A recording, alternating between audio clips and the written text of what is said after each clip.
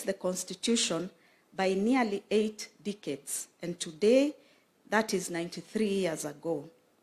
The building is nearly a century old, and its architecture does not serve the present needs of the Supreme Court. Yes, it is majestic and externally imposing, but its internal design is far from being functionally adequate. The building does not embody the gravitas of the role of the Supreme Court as envisaged in the Constitution.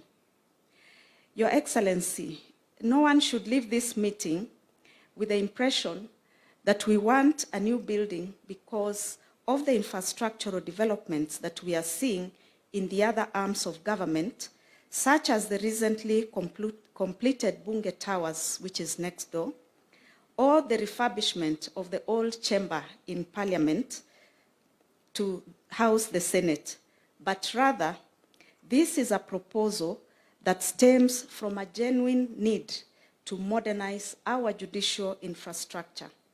For the last 15 years, we have concentrated our infrastructural development in the outlying and marginalized areas, but time has come to direct our attention to the Supreme Court, the Court of Appeal, and the Kenya Judiciary Academy, which have no proper home at all.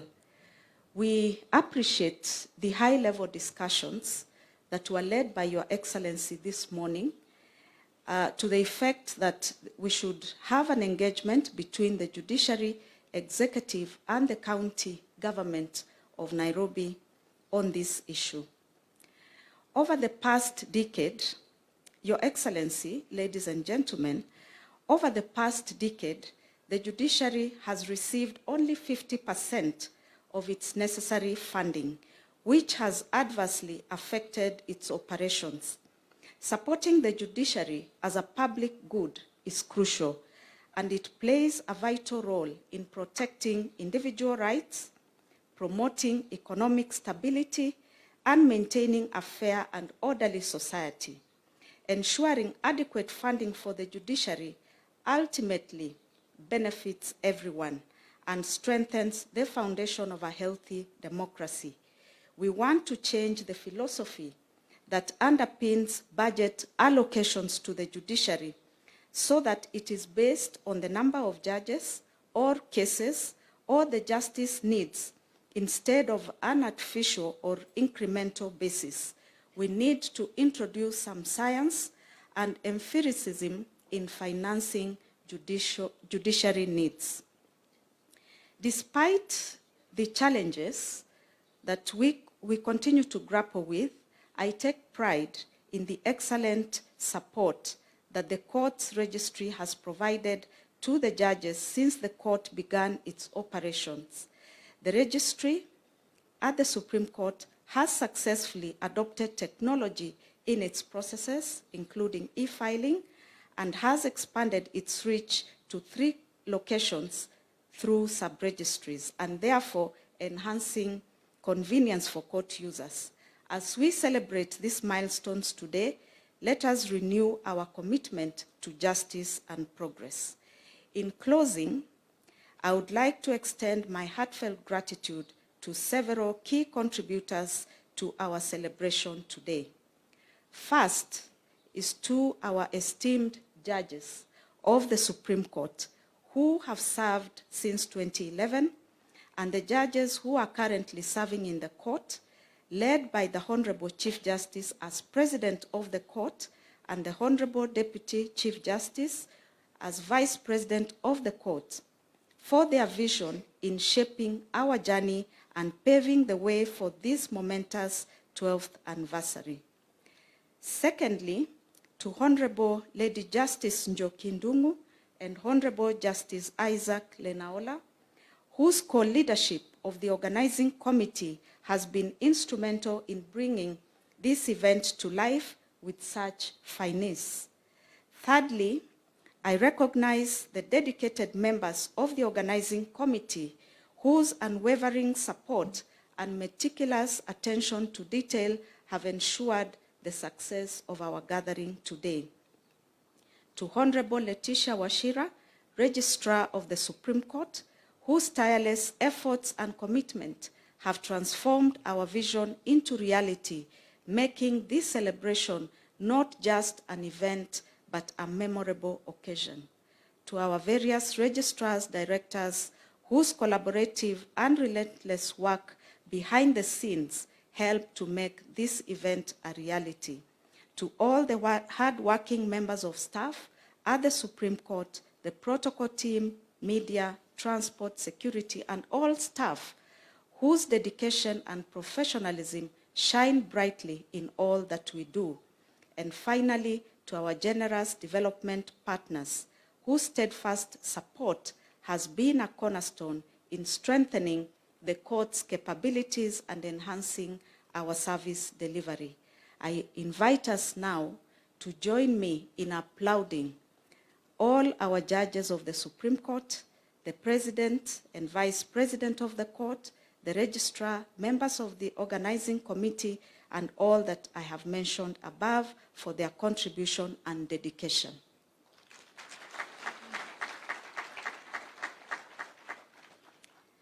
To all our esteemed visitors, we extend a warm welcome.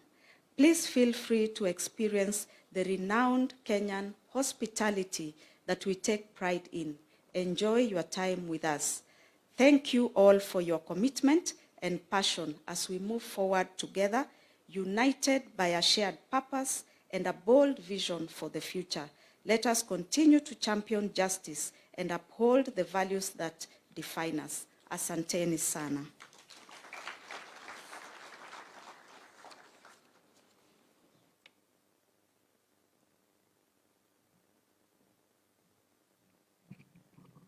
Another round of applause for Honorable Mokaya. She's finished her statement with hospitality, so allow me, Your Excellency, with your permission, to now call on the Governor, Nairobi County, Honorable Johnson Sakaja, who's the host governor, to make a few remarks. Tumpigie makofi akija tafadhali. Karibu.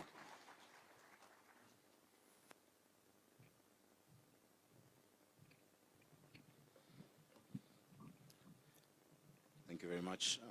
Your Excellency, your President of the Republic of Kenya, and the Commander-in-Chief of the Defense Forces, Your Excellency, the Deputy President of the Republic of Kenya. I'm also happy to be the first governor to refer to you as such, as the newly minted Deputy President, Honorable Chief Justice, and all judges of the Supreme Court. Allow me to also acknowledge the protocol already established. Indeed, we're here to celebrate our judiciary and the Supreme Court. The number of years that we've had the Supreme Court, it has been a symbol of stability for our country. Your Excellency, I have noted the remarks by the registrar outlining the history of this building and of this area we call Government Square. On Friday, it was very beautiful to see during the swearing in of our Deputy President how the land next to us in Government Square brings together all the arms of government. Your Excellency, the Speakers of Parliament walked across from the chambers. The Chief Justice and the Deputy Chief Justice walked across from this building. The Deputy President walked across from Harambee House, signaling the executive, the legislature, and the judiciary. And the Governor of Nairobi also walked across from City Hall, symbolizing devolution. Your Excellency, it is not just on Friday. This entire area has a history, and it began as a church. In 1903, where we have parliament buildings today, there was St. Stephen's Church. And it started as a wooden and tin structure. It was called the Tin Tabernacle. From 1903 until 1950, when the Tin Tabernacle moved, because at that point, the Africans were moved to Jogoo, to what we have as St. Stephen's, and the Europeans moved to what we call All Saints Cathedral. But before that, in 1930, this building was put up as the first symbol of government authority around here. After we had the the judiciary building here in 1935, City Hall was built right next. So everyone else became a visitor after. Thereafter, in 1954, after the Tin Tabernacle had moved to Jogoo Road, is when Parliament building was put up. Mheshimiwa Kimani Ichung'wah. So you're our visitors. Between City Hall and the judiciary, we want to welcome you to Government Square. And then, of course, later on, Your Excellency, actually around 1950, in the 50s, is when Harambee House was actually put up over here. I'm very happy with the suggestion that all these arms of government can now come together to really concretize this Government Square. When we saw that ceremony, I think all presidents should be inaugurated here. And we hope in 2027, Your Excellency, we shall come for your inauguration at Government Square. And that I'll also walk across as the governor of Nairobi at that point. Your Excellency, in 2015, I was a member of Parliament and chairman of the Committee on Equalization of Opportunities and National Cohesion. We had gone on a trip to New Zealand to look at the history of the Maoris and the Europeans, and also Australia, the Aborigines and the Europeans, to see how they were able to come together. On my flight back, I sat next to a gentleman called Brian Johnson. Brian Johnson, because now you have to have small talk. We met in the lounge and said hi, then we realized we share a name, Johnson. And so just small talk, he told me he has a friend who has invested heavily in Kenya. This friend of his had been in Russia, he had been in Europe, he had put in investment, it didn't work out, and he had run into trouble in Kenya. And so when this gentleman learned that I was a member of Parliament, he told me, why don't you meet our friend and have a discussion to see how you can help him. Those days I was a bit powerful. I was the chairman of the ruling party, TNA, so I felt I could help him. This gentleman came to my office at KICC on the 26th floor. We had a cup of tea. He spoke about how Kenya is a great country, how we should market Kenya more. And then he finished and said, thank you, we will see you. And I told him, I thought you have a problem with your, what was called a little investment. He sat back down and told me, if you look at the amount of money we've invested in Kenya, if you look at the risk we've taken, if I needed to know somebody to sort out my problem, I would not invest in Kenya. This country has a strong judiciary. This country has the rule of law. My matter is in court. I am sure it will be adjudicated fairly. That gentleman, Your Excellency, is Steve Jennings, and his little investment is Tatu City. He did not want to know anyone, but he knew because you have a strong and firm judiciary, we have the rule of law, we have a court that can stop a presidential inauguration, and also a court that can quickly, swiftly, following the due course, swear in a deputy president. After other institutions have finished their work, Kenya is a destination for investment. He told me, Your Excellency, he told me that even if he was given free land in some of the neighboring countries because of diplomacy I shall not mention, even if he got free land, he would not move there. Because a change of regime would mean risk to his investment. I really want us to appreciate the judiciary of the Republic of Kenya. Because, Your Excellency, without them, this would not be a destination for investment. We congratulate you for the number of years that you've had. We have had ups and downs in this country, but everyone has always known that there will be objectivity in your findings. But your objectivity also must not mean popularity. It must mean just doing the right thing. I was thinking this morning when I came, what does it feel like to be a judge of the Supreme Court? I don't know, Emeritus Mutunga, how does it feel like? Chief Justice Maraga. It's almost a godlike. The finality of your decision. You know? I would draw you to one of the points by Khalil Gibran on punishment and crime. And he speaks to it. That must be exercised in a way that is judicious. Because ultimately, the ultimate judge is God. I really admire the judges of the Supreme Court that we have. You exemplify, that attribute that this country must be. And even us in other arms of government, we look up to you. On behalf of governors, I thank you because you have stood for devolution. You have supported devolution in this country. I remember as a senator marching to court, we frog marched our speaker. He didn't want to go. He's now a governor, Lusaka, he's governor again. We told him, you must go. Because at that point, we felt devolution was under threat. The deputy president was also there, marching to the court, Professor Kindiki. But we found solace. And many times, the judgments will not be popular to us or acceptable, but they must be respected. And so I am happy that we have judges who are immune to popularity. You don't have to make a decision whether that is popular. Leave popularity to President William Ruto, Professor Kindiki, PCS, and ourselves. We are the ones who want to be popular with the people. But for you, just do what is right, as sober as a judge, and our country will remain solid. Your Excellency, with those many remarks, I know we've had a discussion about our favorite topic, which is the land over here, the Nairobi County land, that will soon host the Supreme Court building. I had mentioned that I have never been a client of the Supreme Court. I don't intend to be in my individual capacity soon, unless I vie for presidency one day, you never know. But in my individual capacity, no. And so I would not want to be out of favor with the Supreme Court. The land over here, you have pronounced yourselves, and the Constitution, Article 62 says all unalienated public land, as at the point of promulgation of the Constitution of Kenya, is vested with the NLC and with the county government. For us to do that proper allotment, following the procedures, to have a new Supreme Court building would be something that we'll all be proud of as a legacy of President William Ruto, myself, and the Chief Justice.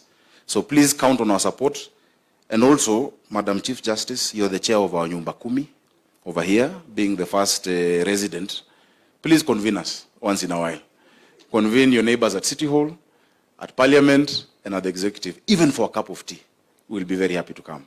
With those many remarks, Karibuni in Nairobi. I've been asked to welcome you to Nairobi, though I know all of you live in Nairobi.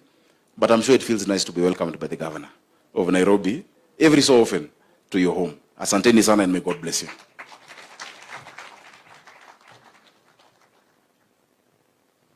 Thank you very much, Governor Sakaja. It is now my pleasure to call on the Supreme Court Judge of Kenya, Judge, Honorable Lady Justice Njoki Ndung'u, to make some remarks. Tumpigie makofi akija tafadhali. Welcome.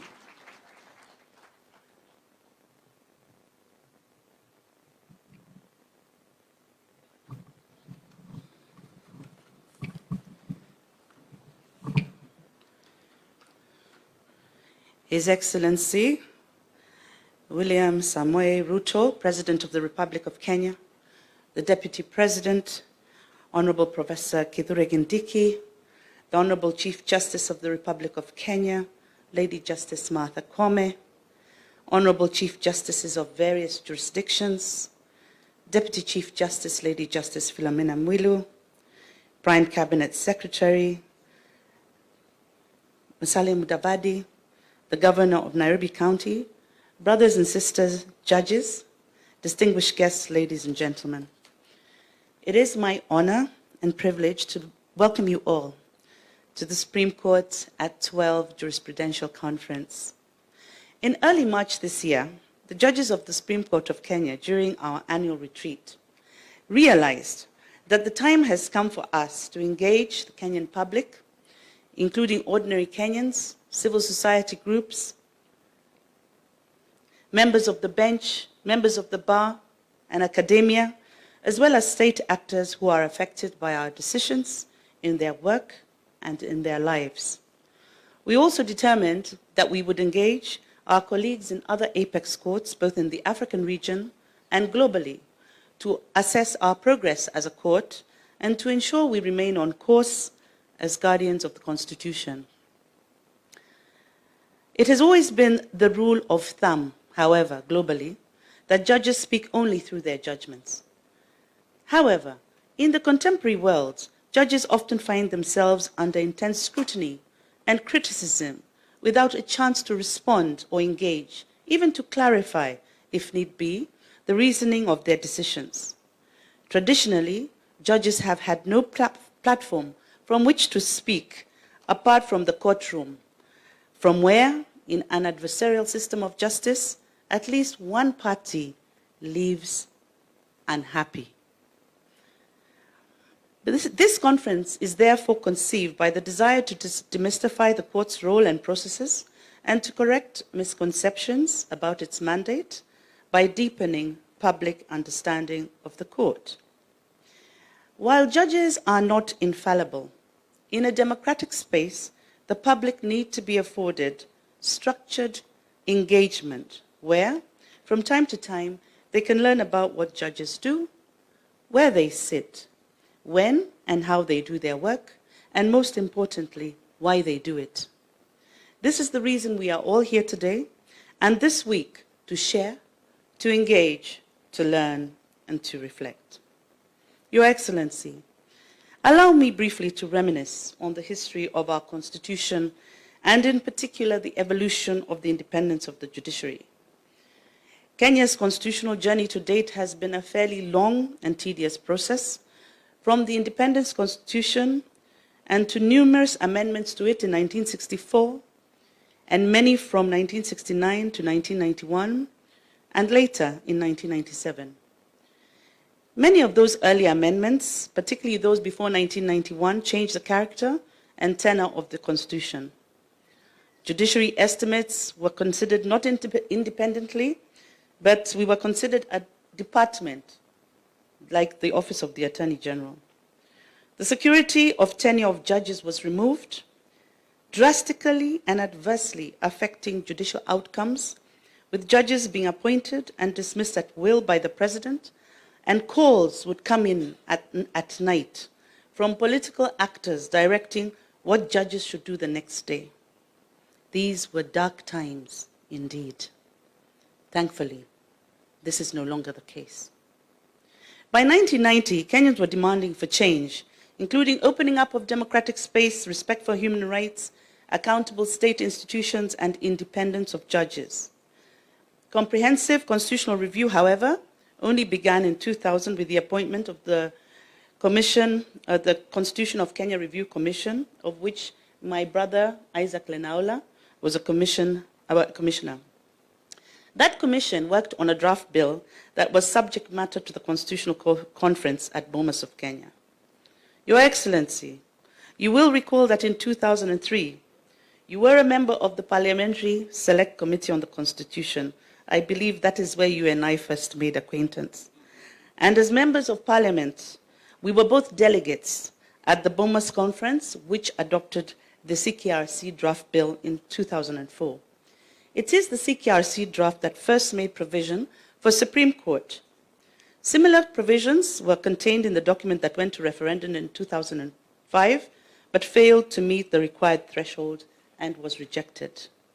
Kenya then went into the 2007 election without a popularly adopted constitutional framework, and as a result, in part, the election of 2007 precipitated a political crisis as never been seen before. As part of the resolution of the peace process that followed, the Committee of Experts on Constitutional Review, of which I was a member, was appointed to harmonize all the previous bills and drafts and to seek the views of Kenyans on contentious issues. And as a result, the Constitution of Kenya 2010 was adopted by Kenyans through referendum.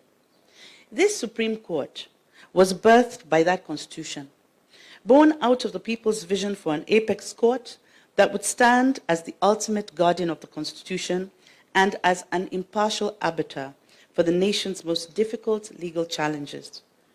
The Constitution gives the court original jurisdiction relating to any challenge of a presidential election result, an advisory opinion to be given to government, an appeal from a judge that has been removed from office, and any challenge on the validity of the declaration of a state of emergency.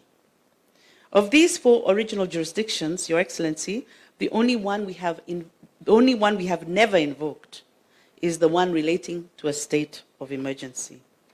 In addition, the court is bestowed with appellate jurisdiction to hear any appeals on the interpretation and application of the Constitution, and also in the instance where an appeal is a matter of general public importance.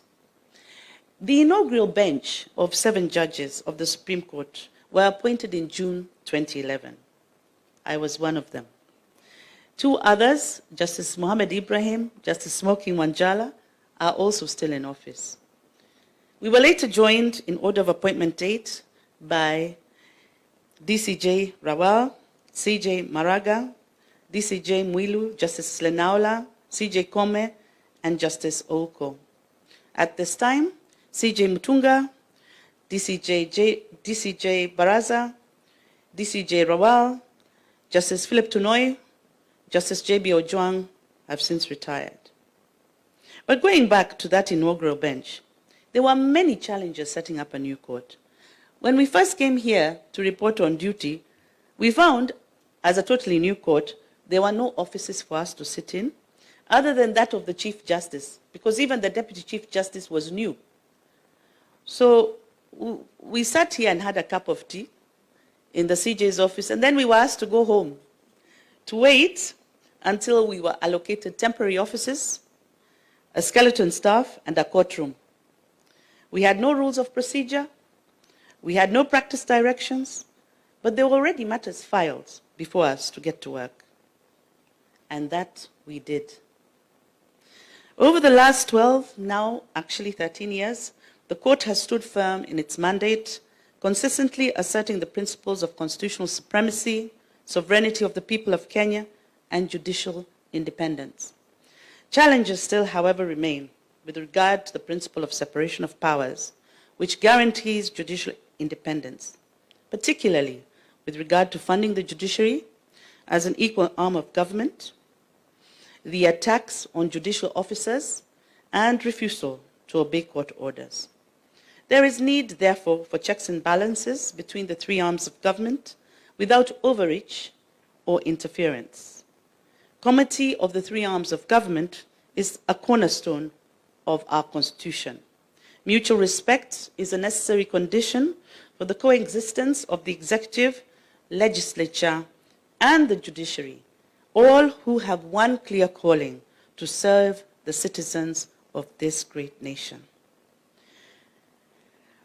Through landmark decisions, advisory opinions in moments of national impasse, and precedents, we have strengthened our democratic foundation, and I believe the Supreme Court has continually sought to ensure that justice prevails for all Kenyans. This conference offers an invaluable opportunity to reflect deeply on the court's journey and to consider its impact and future direction of its jurisprudence. We will examine the paths paved by our decisions on critical issues, including presidential election disputes, constitutional questions, human rights, devolution, and so much more. The range of conference activities include public lectures, panel discussions, moot courts, interactive exhibitions, and stakeholder engagements, where we seek to enrich understanding and encourage dialogue about the future of the Supreme Court. As we embark on this conference, may our discussions be rich and enlightening. May they inspire fresh perspectives and reinforce our shared resolve in upholding the values enshrined in our Constitution. I thank you all and welcome you all once again to the Supreme Court at 12 conference.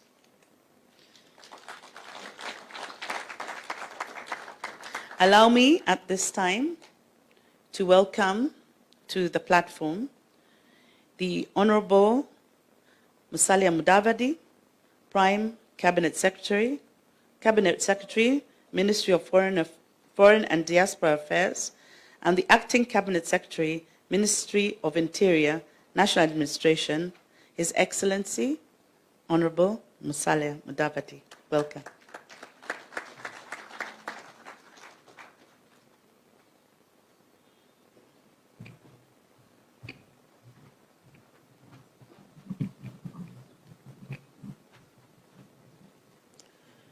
Your Excellency, the President of the Republic of Kenya, Honorable William Samoei Ruto, Your Excellency, the Deputy President, Professor Kithure Kindiki, the Honorable Chief Justice Martha Koome, esteemed judges present, and our Chief Justices Emeritus, Professor Willy Mutunga and Justice Maraga, distinguished participants, guests, colleagues, ladies and gentlemen.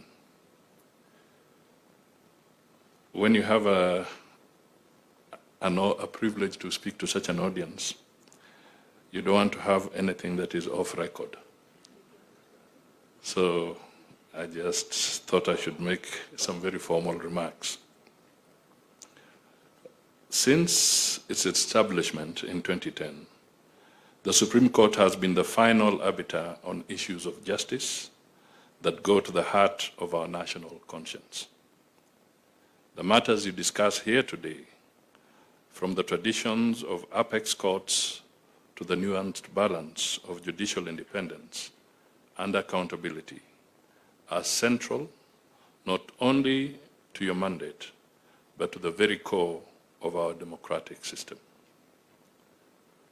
The Supreme Court is more than the apex court. It is the conscience of our Constitution. The Constitution of Kenya guarantees the independence of our three arms of government. Yet, while we are independent, we are not isolated. We are distinct, yet we are part of the same fabric that is Kenya. Our citizens do not separate us into the judiciary, executive, and legislature. They see only one government. And the expectation is for a government that works as a unified body to serve their interests, their needs, and their aspirations. Ladies and gentlemen, while the arms of government are independent, we serve the same citizens and the same republic, and as such, inevitably, all arms are interdependent. I urge each of us gathered here, within the judiciary, the executive, and the legislature, to champion this spirit of interdependence in our approach to public service. As members of the judiciary, I also urge you to continue taking a firm stance against corruption. The Supreme Court has the power to set precedents and to reinforce the standards of integrity and fairness that echo through all sectors of our government. I appeal to all of us in public service to be beacons of honesty and transparency that our citizens look up to and expect. The Supreme Court is the keeper of the promise of democracy and justice. Every decision made here impacts not just today's Kenya, but the Kenya of generations to come. Today, we are on a journey together. The Supreme Court does not exist in a vacuum. It exists in a society to serve the society. The African proverb, which you all know, reminds us that if you want to go fast, go alone. If you want to go far, go together. Let us be steadfast partners in building a just society, one where the rule of law protects every Kenyan and guarantees their rights and freedoms. As we continue in this partnership or interdependence, let us commit to strengthening our institutions, enhancing the capacity of our staff, and encouraging a renewed spirit of service to wananchi and for the national interest. This is our collective duty. Together, we can realize a more just, prosperous, and equitable Kenya. Thank you. I was told that I will now have the very rare opportunity to invite the Lady Chief Justice to the podium. Thank you.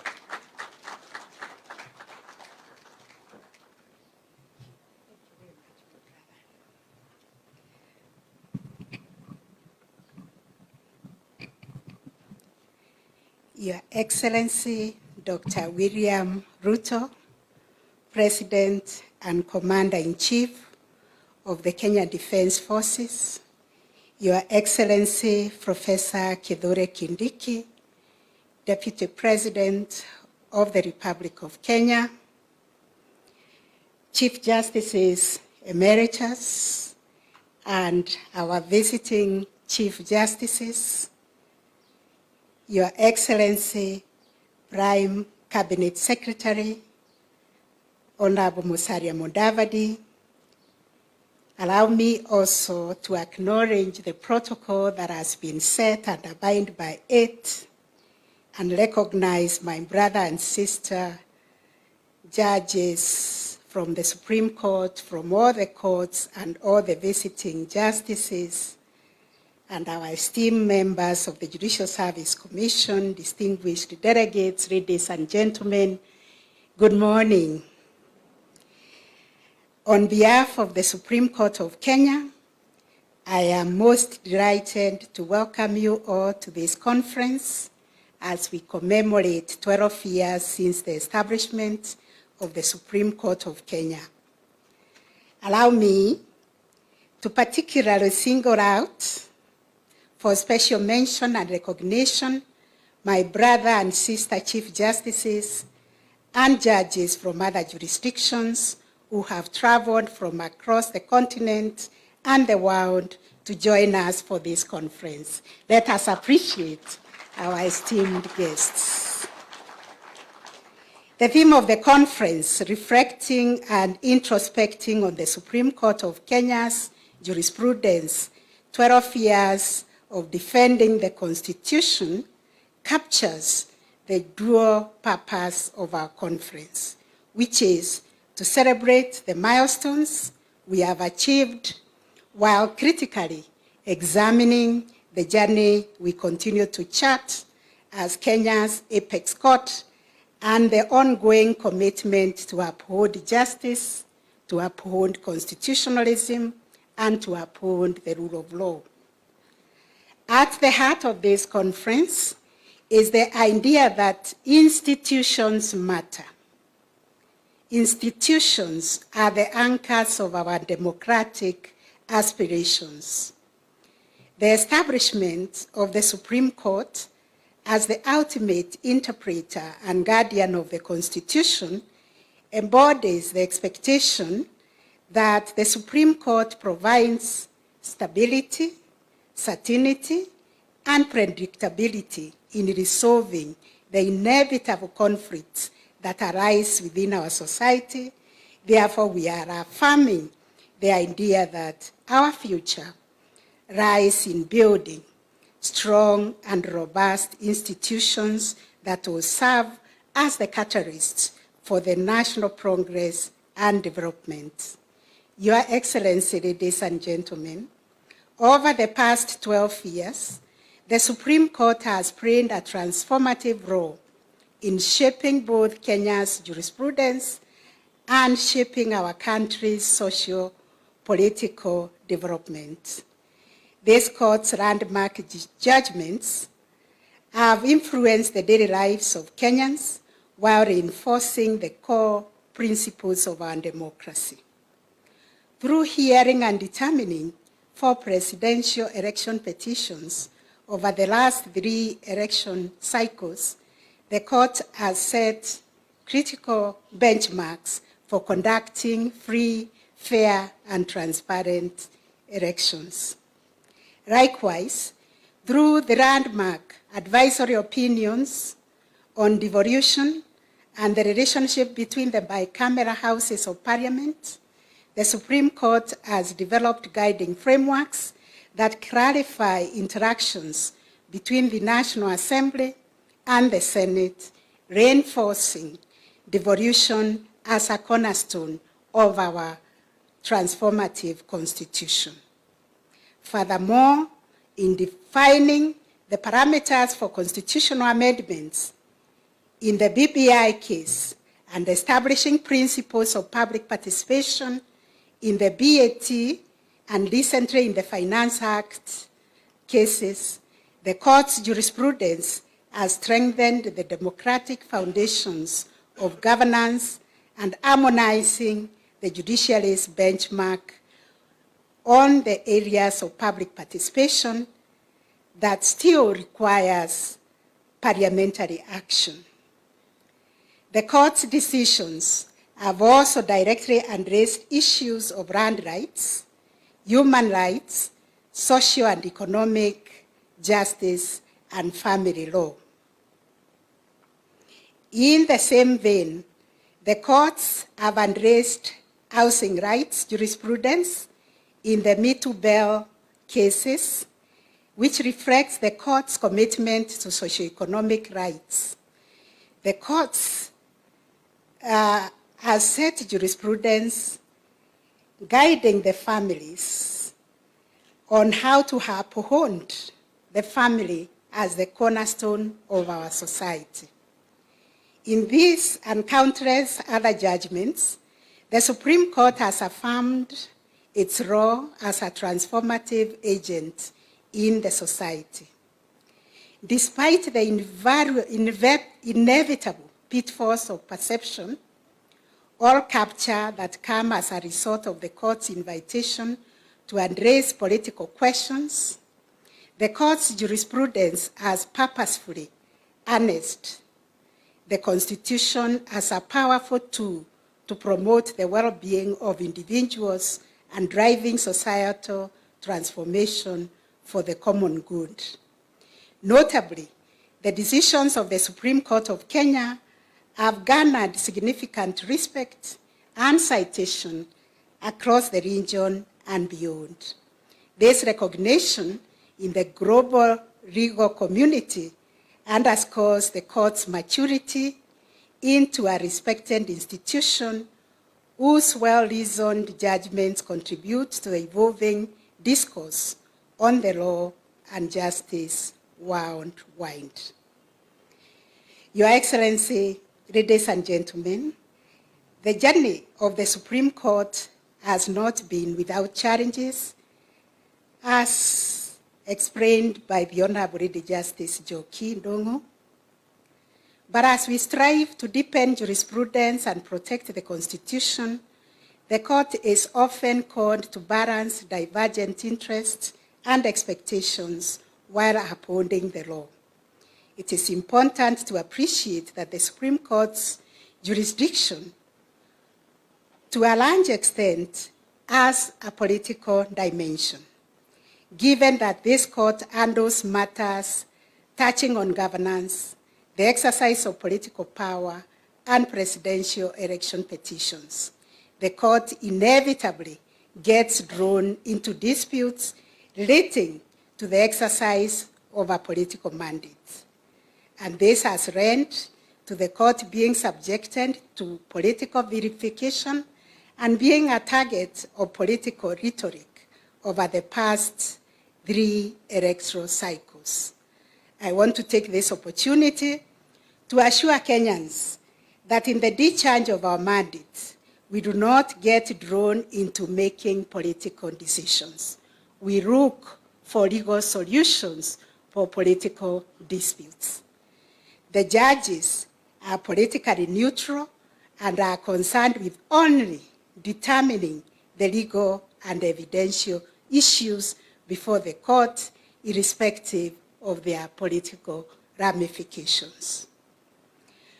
Going back to the history that informed the jurisdiction vested in the Supreme Court, particularly the exclusive jurisdiction to hear and determine presidential election disputes, there is need to sustain public confidence and trust in the Supreme Court.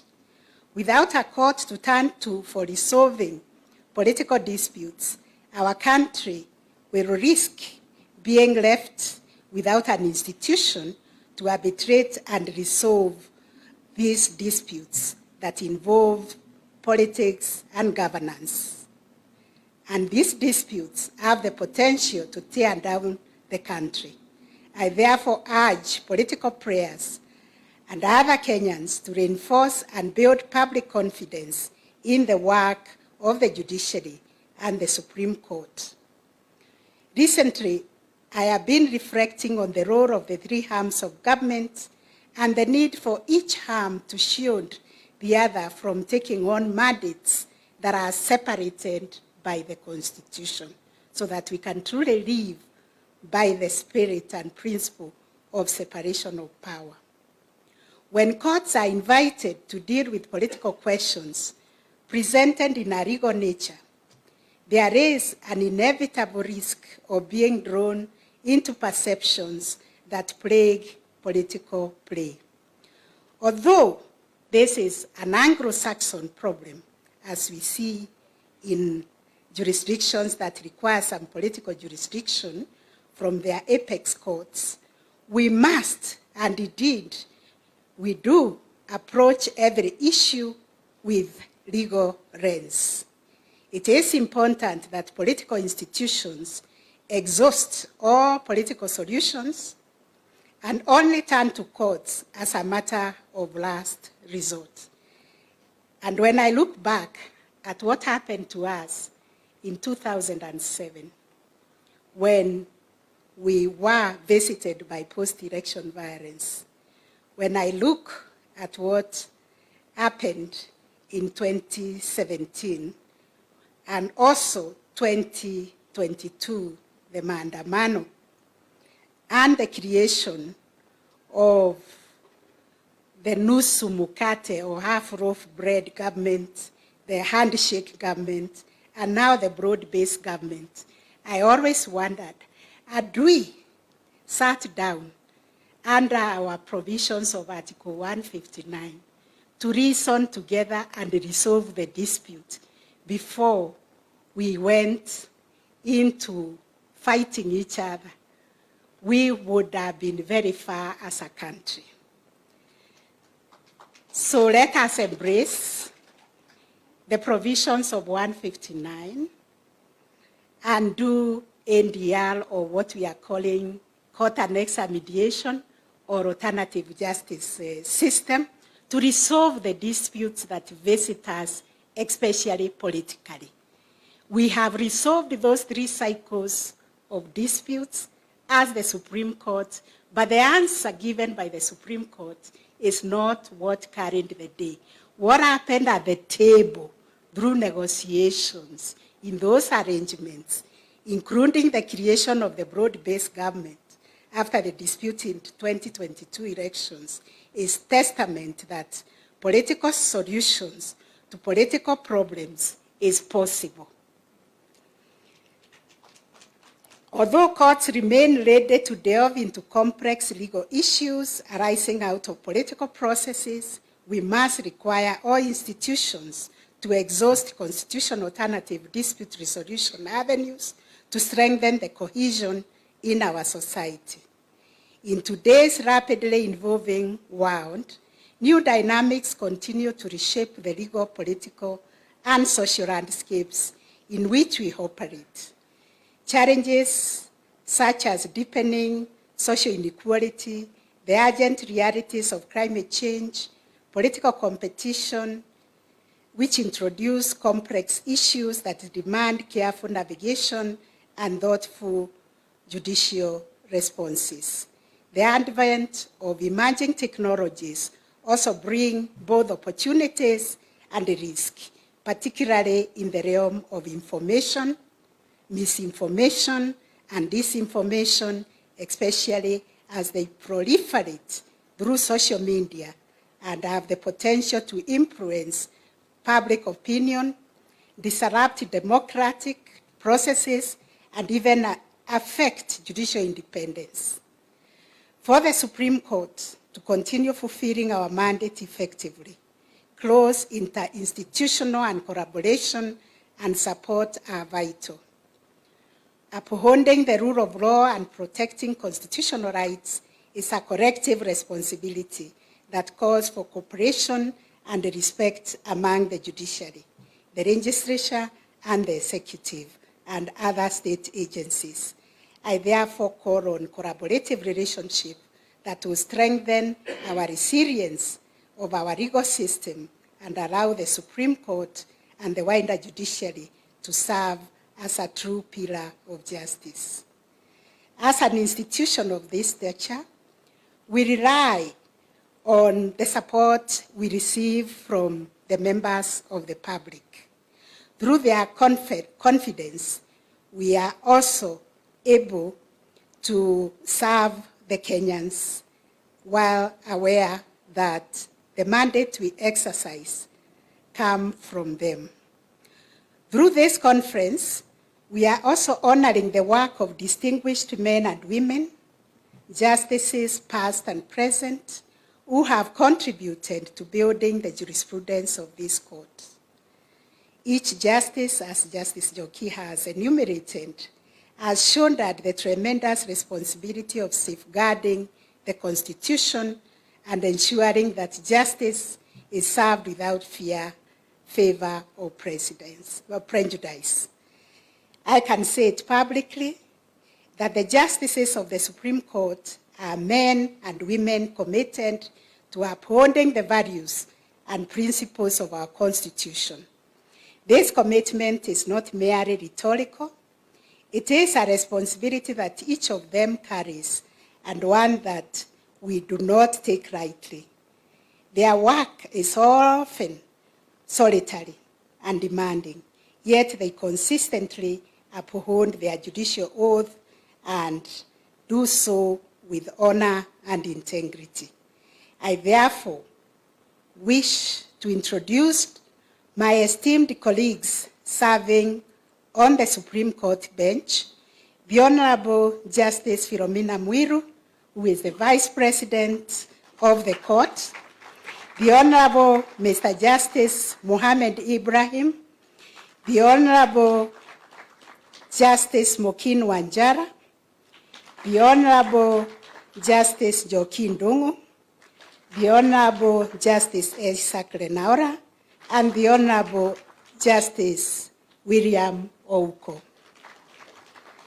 I am also privileged to introduce past justices of the courts, led by our Chief Justice, retired Justice Professor Willy Mutunga, the first president of the court. The Honorable retired Justice David Maraga, the second president of the court. Honorable retired Justice Dr. Nancy Mbalasa, the first vice president of the court. I introduce in absentia the retired Justice Kaupana Lawo, the second vice president of the court, the Honorable retired Justice Dr. Philip Tunoi, and the Honorable retired Justice Professor J.B. Ojuan.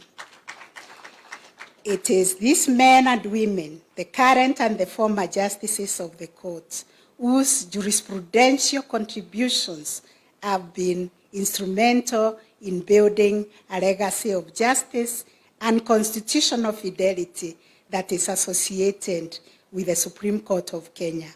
Supporting these justices are the registrar, deputy registrars, law clerks, and numerous court staff, both past and present, who make the court's work possible. Their efforts behind the scenes are indispensable, for they ensure that the Supreme Court can fulfill its mandate to the highest standard. To all of you, asanteni sana. And in conclusion, as we celebrate 12 years of the Supreme Court's work and impact, we are conscious that the road ahead requires our renewed vigor, our unity of purpose, and a deep-seated commitment to justice. I take this opportunity to assure Kenyans and all of you present in this conference that the Supreme Court of Kenya will stand rock-solid as a constant guardian of the Constitution and the rule of law in changing times. The court will continue to be a beacon of justice, a champion of constitutionalism, and a defender of the rule of law going forward.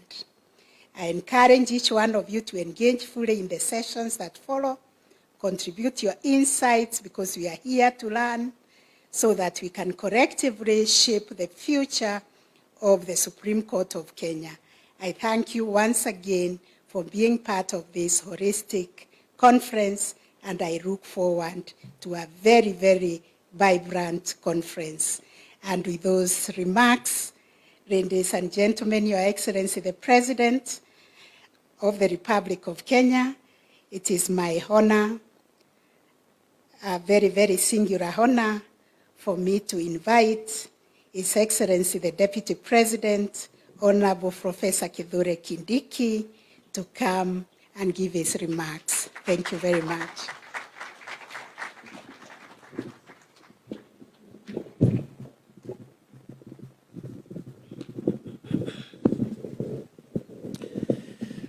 Thank you very much, Your Excellency President William Ruto, my lady, the Chief Justice, Mother KOOME. Let me ride on the protocols because I see so many eminent persons here. But with the permission of the President, I could just mention, the AG was not mentioned. I think I didn't hear. AG is here, and DPP Renson Ingonga, AG Dorcas Oduor, and the leader of majority in the National Assembly, Kimani Ichung'wah, among other very senior and eminent persons present here.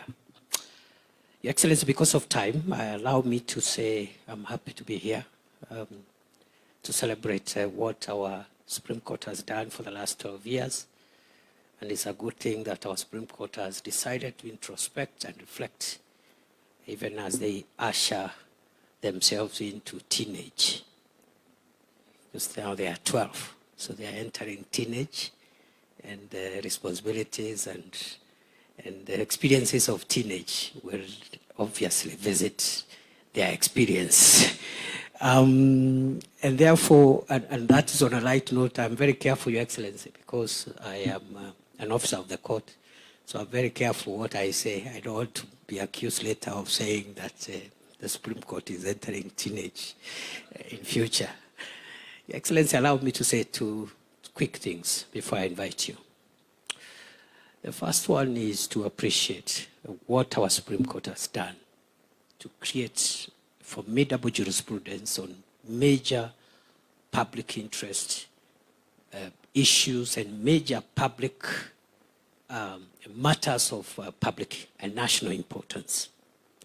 In the short time the Supreme Court of Kenya has existed, the jurisprudence has been quite groundbreaking, and on that front, I think it will be unfair for any assessor to actually fault the performance of the Supreme Court.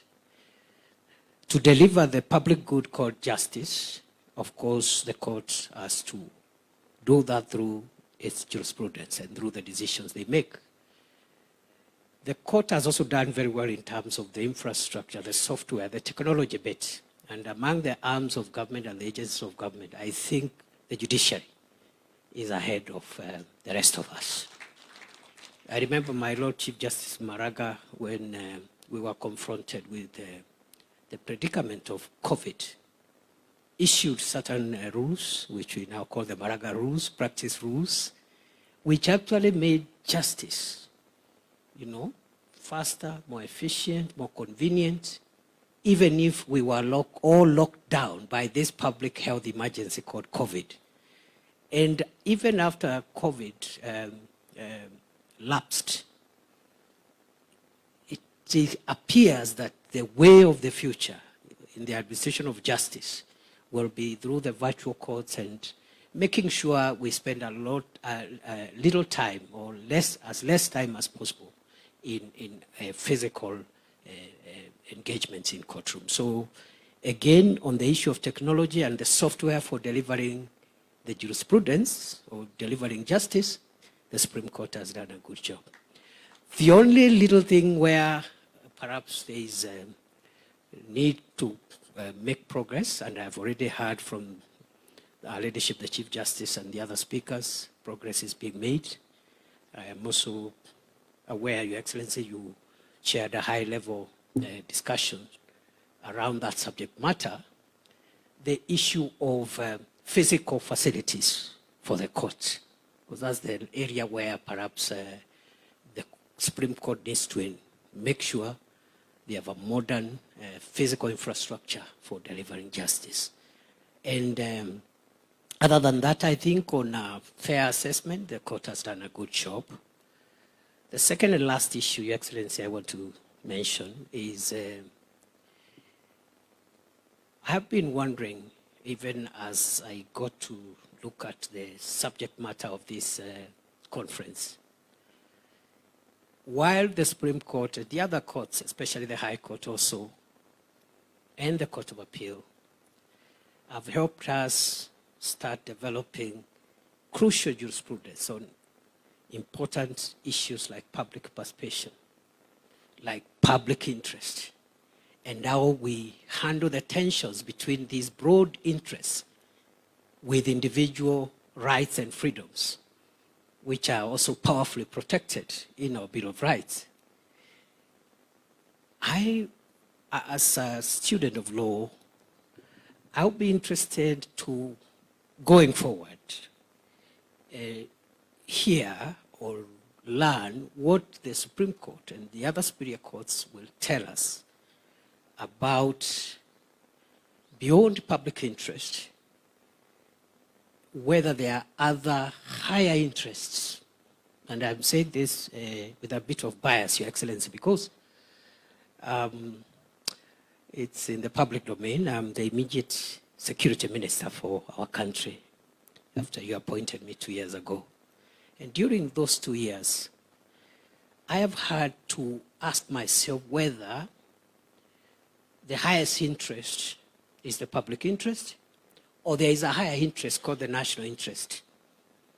Because the public itself could hurt the national interest. And the Constitution talks about the national interest in two places, at the beginning and also in the chapter on national security. Other than the parameters and principles that the courts are helping us to understand about public interest, are there other higher values, primordial, existential, fundamental principles which are crucial to the existence of Kenya? Because the public can be mobilized or can mobilize itself to do the wrong things that threaten the existence of the state. And therefore, that is the next frontier of jurisprudence I would invite us to start thinking about, and the Supreme Court can help us in that regard. And very finally, I think the Chief Justice and the other speakers have ably brought out how we minimize the tensions between independence of the arms of government and the interdependence of the arms of government. That tension needs to be cleaned up a bit so that we do not hurt the four aspects of independence, especially for the judiciary: operational independence, administrative independence, financial independence, and decisional independence. Beyond those four pillars of independence, there's a lot of interdependence, there's a lot of relationships that be nurtured in a healthy manner without impairing the pedestal or without interfering with the place where the judiciary sits, so that the nation and the state can continue to exist. Sorry, Your Excellency, nimesema mengi kidogo. And with those remarks, Your Excellency, I now want to ask our colleagues if we can be upstanding as we invite His Excellency the President to address us. Asante sana. Welcome, Mr. President.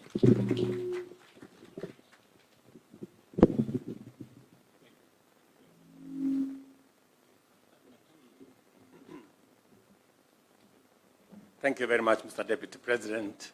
Please, let's take our seats. Mr. Deputy President, Your Ladyship, Chief Justice of the Republic of Kenya and President of the Supreme Court, Prime Cabinet Secretary, DCJ, our Attorney General, the Director of Public Prosecutions, Justices of the Supreme Court, Justice William Mutunga, Chief Justice Emeritus, Justice Maraka, Chief Justice Emeritus, Madam Nancy Barasa, distinguished ladies and gentlemen, good morning. I'm Jambo. I'm truly happy to be here this morning. I know you have convened this meeting, as was explained to us, to reflect about 12 years and to listen to stakeholders, people who are affected by your decisions, people who, in one way or another, become part of the court system. And unlike Sakaja, who has never been a client at the Supreme Court, I am a very consistent client at the Supreme Court. I have been brought before Chief Justice Mutunga. I have been brought before Chief Justice Maraga. I was the other day before Chief Justice KOOME. And as things would be, sometimes I get favorable judgment, sometimes I don't. But in all cases, I have abided by what the decisions of the Supreme Court were. And therefore, it was, if there was a person to, as a stakeholder, to give an assessment, I think I qualify to be among the few people who have been before the Supreme Court many times. The Chief Justice referred to the 4 presidential elections that have been adjudicated by the Supreme Court.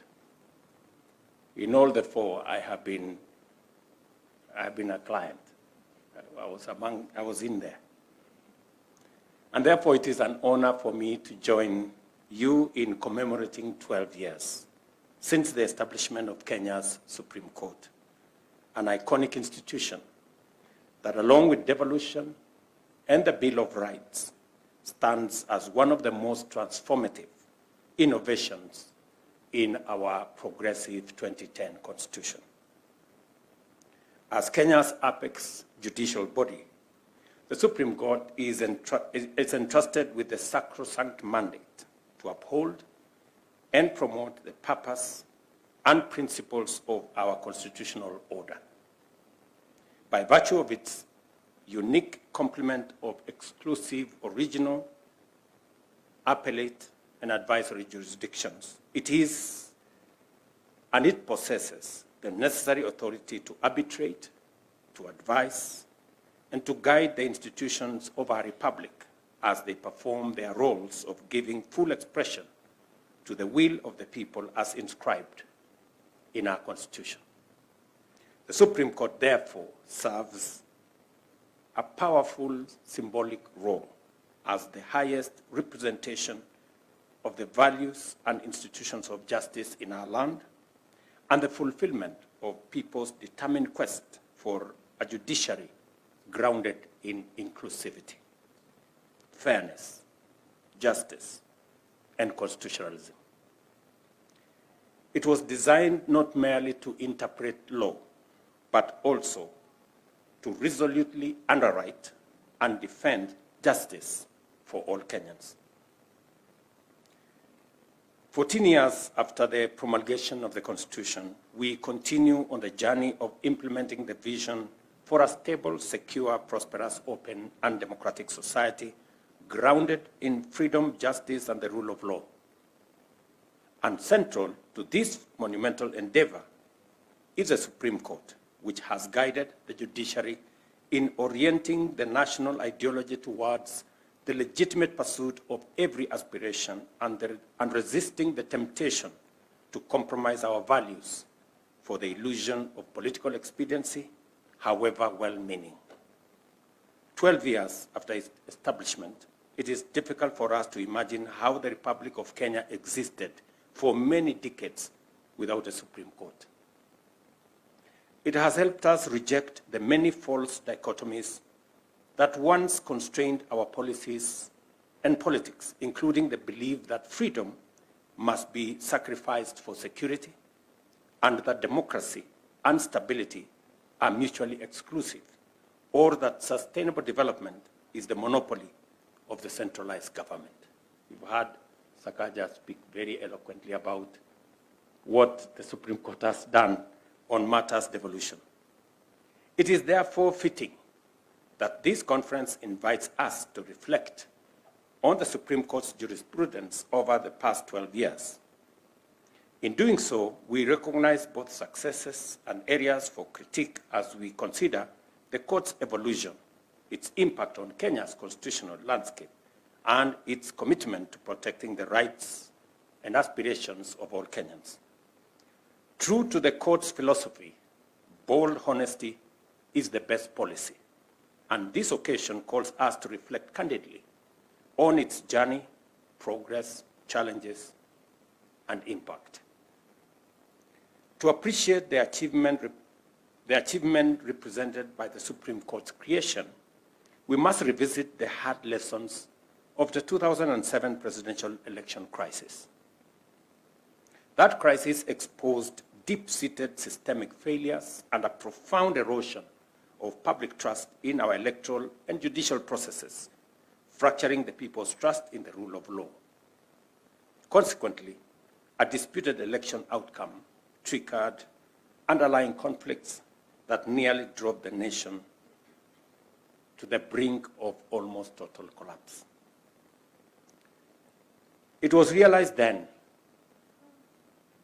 that rebuilding trust and restoring faith in the rule of law was indispensable, and that a credible, authoritative mechanism for resolving presidential election disputes was the only way to prevent elections from threatening rather than renewing our nationhood. The 2010 Constitution, therefore, established the Supreme Court as a unique institution with hybrid jurisdiction, symbolizing its special status. Its exclusive original jurisdiction over presidential election disputes is a legacy of the 2000 never again moment. Its hybrid appellate jurisdiction, which depends on the existence of a unique issue deserving authoritative determination by the court, aims to restore confidence in the judiciary, while its advisory mandate enables state organs and county governments to seek authoritative guidance on best practice for policy formulation and also policy implementation. The body of work that the Supreme Court has developed over the course of the 12 years is expansive, meaningful, and authoritative. It would be tedious for me to dissect all of the outputs today, and in any event, my very able Attorney General is here to do that for me at a later occasion.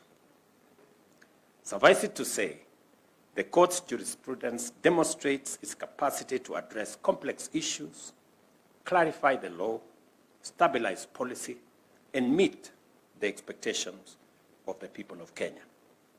There is no doubt that the Supreme Court has not been short of critics during the past 12 years. Its decisions have been and will be debated and dissected vigorously, and in a number of cases, disagreements will linger for long.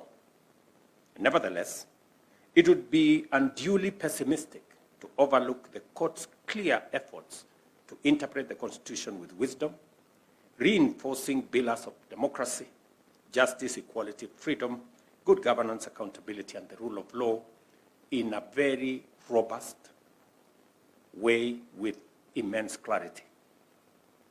Sometimes citizens, including myself agree, sometimes we don't, but we are bound to respect.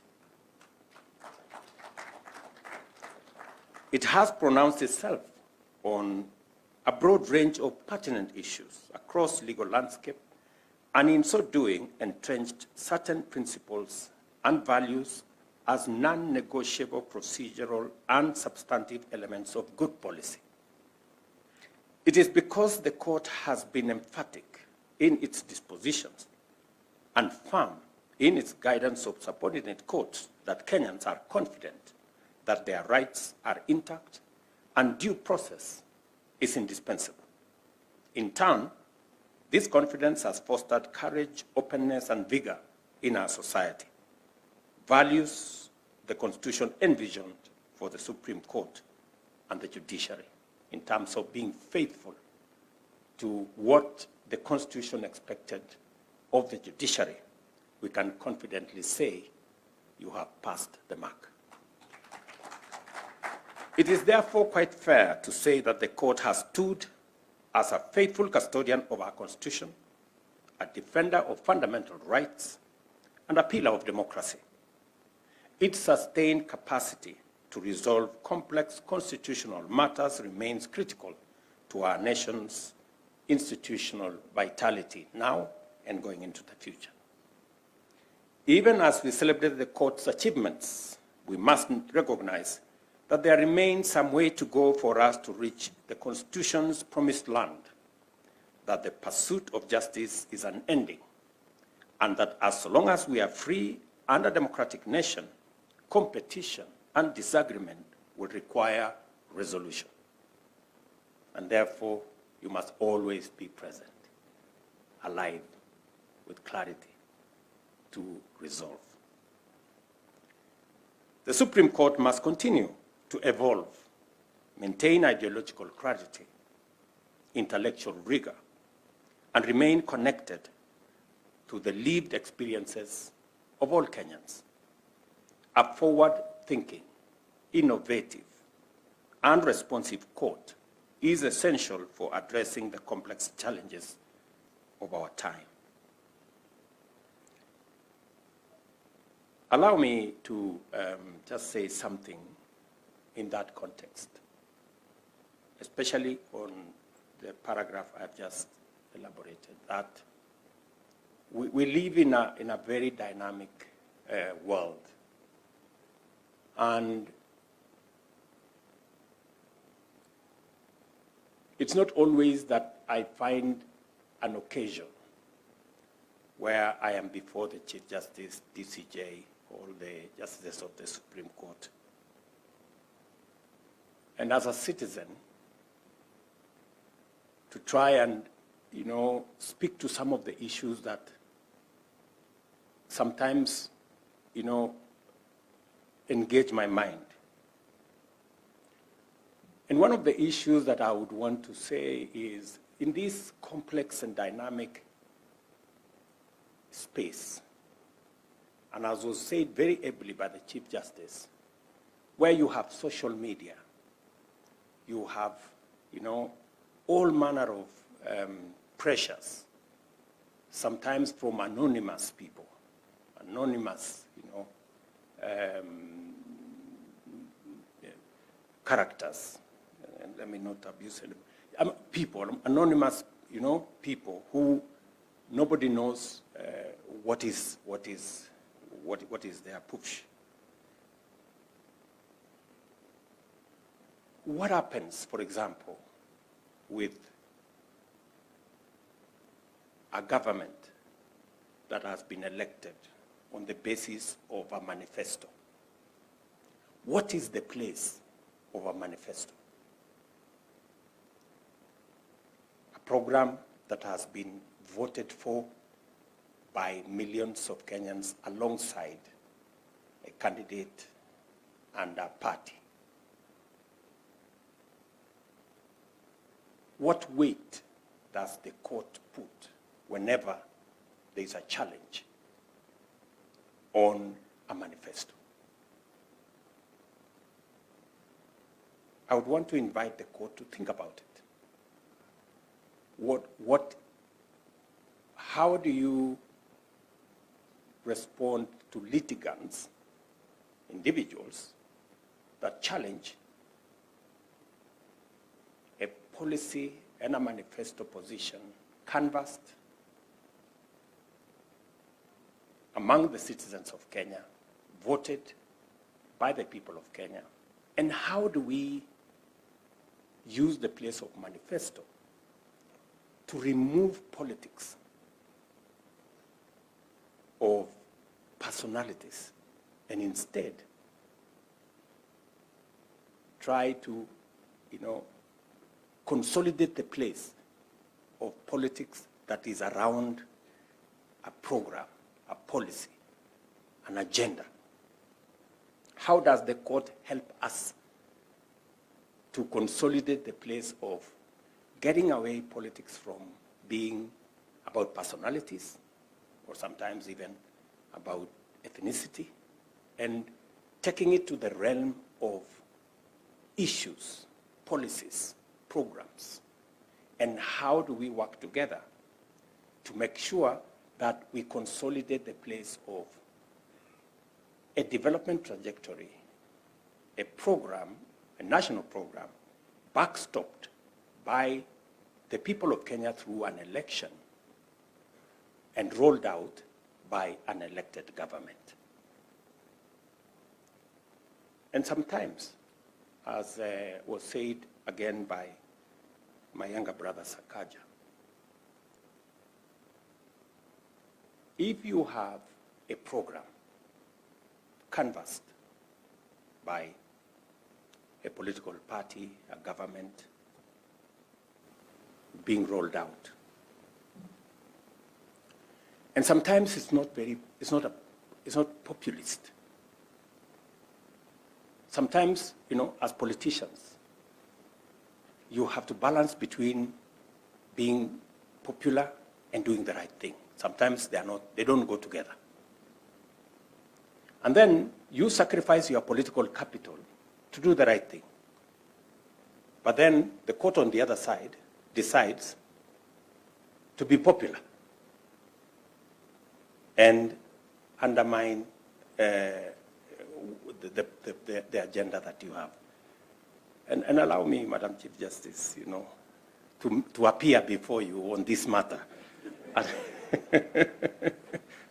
And I hope I am not abusing the court process, on this matter. I'm just trying to, in a very simple way, to put my thoughts across so that, maybe the court can apply its mind to it and help us, chart this course as Kenyans.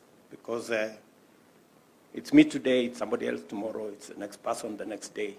And we all must think about this. So that particular matter is sometimes is a matter that informs some of the things that we do. And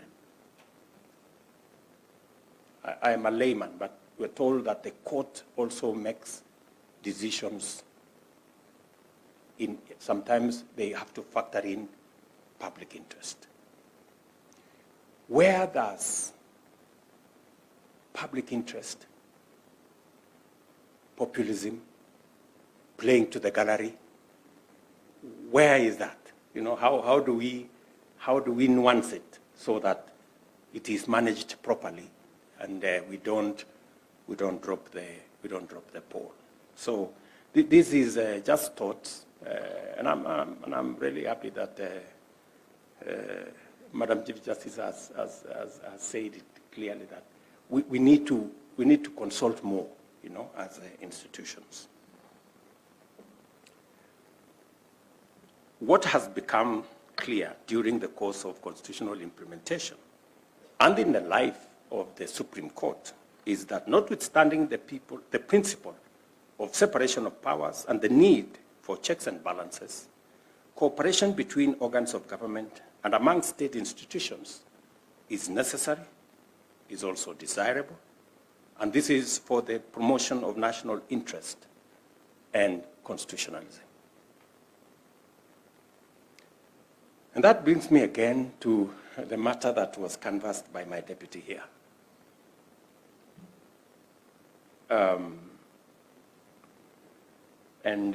My sister Njoki spoke to it and said, we need independence, we need to avoid overreach and interference. You know, overreach and interference, you know, that kind of thing. Now,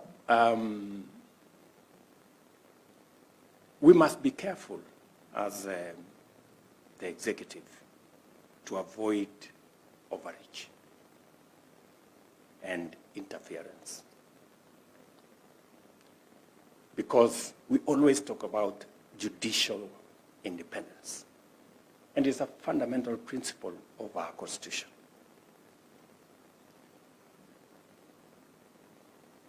And there's a remedy for executive overreach, because the judiciary will do something about it. But what happens when we have judicial overreach and judicial independence, judicial interference? Who will help us to resolve it? You know, I know this, and I'm not. I hope I'm not making difficult things here. I'm just asking myself as a layman, and maybe I now have a good deputy, a professor. Maybe he'll help educate me when we have some time. But again, I would really want to ask ourselves, and so that as we restrain ourselves as the executive, not to interfere, not to overreach on matters that are in the purview of the judiciary or other arms of government for that matter.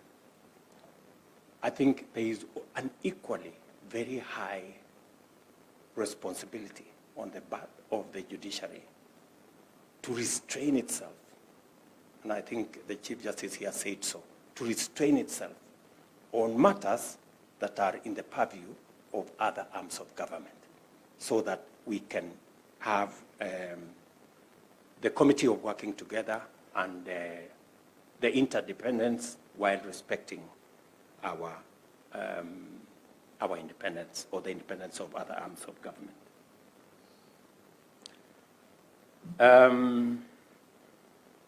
Such moments are rare, you know, when you have the ears of the judiciary. I think I have said the three things that I really wanted, just as a citizen, to, you know, juggle the minds of our judicial leaders and judicial officers, so that we can work together in this space. Effective collaboration, this is what I'm talking about, in the national interest. And you heard my deputy say, you know, there is public interest, which sometimes is about maybe what the social media has said. What the social media has said, is it public interest? What is it? You know, we need to, there must be a balance. And then there is national interest. These are propositions that we need to think about so that we can carry it along in our jurisprudence and also in our life as a nation. No single institution or organ is entire of itself or viable in isolation. I'm encouraged by the increased confidence with which various arms of government are exploring areas of partnership and collaboration. And by so doing, we are breaking long-standing barriers to unlock the power of institutional synergy. There's a lot that we can achieve through institutional synergy, finding ways that we can make all the institutions work. And I agree with the Chief Justice that we must build strong institutions that can withstand even weaknesses of individuals. that sometimes, because we are human, sometimes individuals may be weak, but if you have strong institutions, they can even carry weak people across or stop tyrants also. Strong institutions can stop rogue people from also taking advantage of the system. And as we have consistently and repeatedly demonstrated, such partnerships are beneficial when pursued transparently and in public interest. Through this approach, the executive has found opportunity to engage the legislature and judiciary over the national budget, and also to support the expansion of judiciary's infrastructure, among other consultative endeavors. And today morning we had a conversation with the Chief Justice and the leadership of the judiciary on some of the aspects of modernization of our judiciary. And I must say, with a lot of clarity, that the judiciary has been phenomenal in its application of technology to deliver on its mandate. They have done a very commendable job.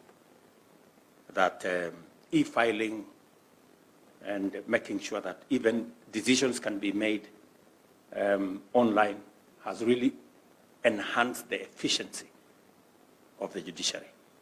And the rest of government need to come along.